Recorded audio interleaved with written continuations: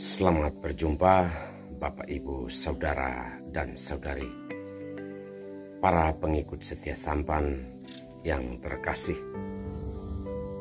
Kembali saya Pater Domi Kevi SVD menyapa Anda dalam renungan harian. Semoga kita semua senantiasa dilindungi dan diberkati Tuhan. Saudara-saudariku terkasih, dalam sharing dengan seorang sahabat, dia mengatakan begini, "Pater, saya selalu berdoa untuk orang lain.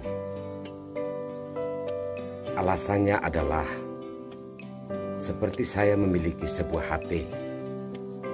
HP ini membantu saya untuk pekerjaan, melancarkan usaha, dan juga membantu saya dalam membangun relasi dengan keluarga dan teman-teman. Sebagaimana saya tahu bahwa HP ini adalah alat yang berguna untuk saya, maka saya akan selalu menjaga dan memeliharanya dari berbagai macam kerusakan. Dalam hubungan dengan doa, jika saya selalu berdoa bagi orang lain, berdoa bagi kebaikan orang lain, Tuhan pasti tahu bahwa saya adalah alat untuk keselamatan bagi orang lain. Maka sekalipun saya tidak berdoa untuk diri saya sendiri, atau kadang saya lupa berdoa untuk diri sendiri, Tuhan akan tetap menjaga dan memelihara saya. Karena saya menjadi alat yang baik yang mendoakan keselamatan orang lain. Saudara-saudari terkasih, saya pikir secara logika benar adanya maupun secara iman bahwa sering kita berdoa hanya untuk diri kita sendiri. Mohon sukses, mohon kaya, dan juga mohon kesehatan. Tetapi kita lupa berdoa untuk kebaikan banyak orang.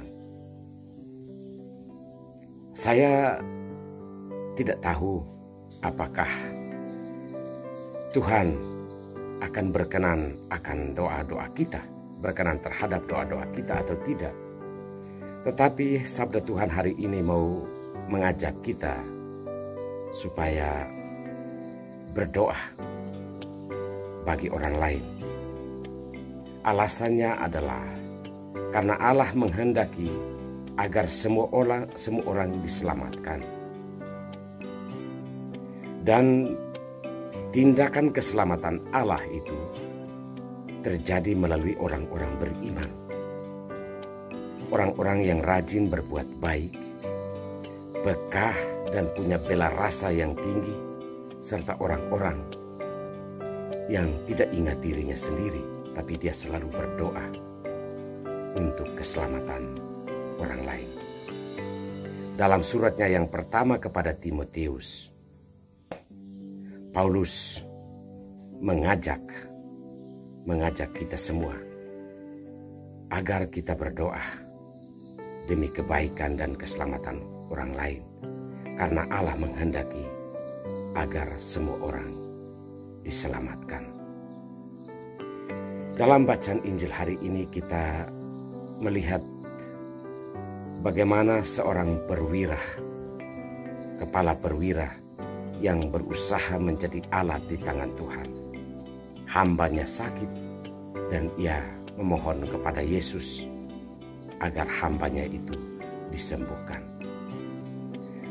Perwira ini mendatangkan permohonan kepada Tuhan dengan penuh kesadaran diri.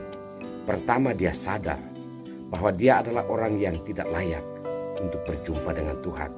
Mungkin dia adalah orang yang merasa diri berdosa.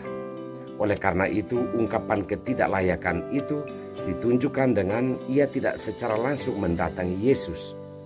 Tetapi 2 kali ia menyuruh hamba-hambanya atau sahabat-sahabatnya untuk berjumpa dengan Yesus dan menyampaikan berita hambanya yang sedang sakit.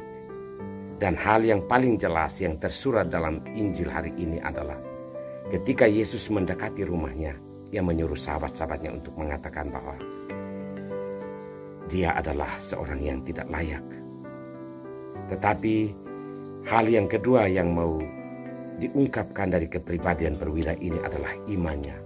Dia percaya bahwa jika dia adalah seorang kepala perwira saja berkata demikian dan terjadi, apalagi Yesus yang adalah Tuhan. Jika dia mengucapkan saja sebuah kata, pasti akan terjadi rahmat, kesembuhan dan keselamatan bagi hambanya. Saudara-saudari terkasih, apa yang diimani oleh perwira ini memang betul-betul terjadi dalam cerita Injil hari ini. Namun hal yang mau diungkapkan kepada kita adalah berpikir tentang orang lain. Bahkan termasuk itu adalah orang yang kita pekerjakan, atau adalah hamba, atau bahkan juga orang-orang yang tidak menyukai kita atau memusuhi kita. Karena Allah menghendaki agar siapapun dia, punya jabatan atau tidak, punya relasi baik dengan kita atau tidak, atau orang yang layak atau tidak, Allah menghendaki agar kita semua diselamatkan. Marilah kita berdoa bagi semua orang. Allah Bapa yang Maha Kuasa, turunkanlah rahmat dan berkat-Mu bagi kami semua, terutama bagi semua orang yang sedang mengalami rasa sakit atau mengalami tantangan dan kesulitan yang berat dalam hidupnya. Berkatilah semua orang yang merasa minder dan khawatir untuk menjalani hidupnya. Semoga mereka mendapatkan kekuatan dan rahmat dari-Mu. Ya Bapa, berkatilah kami semua, demi nama Bapa dan Putra dan Roh Kudus.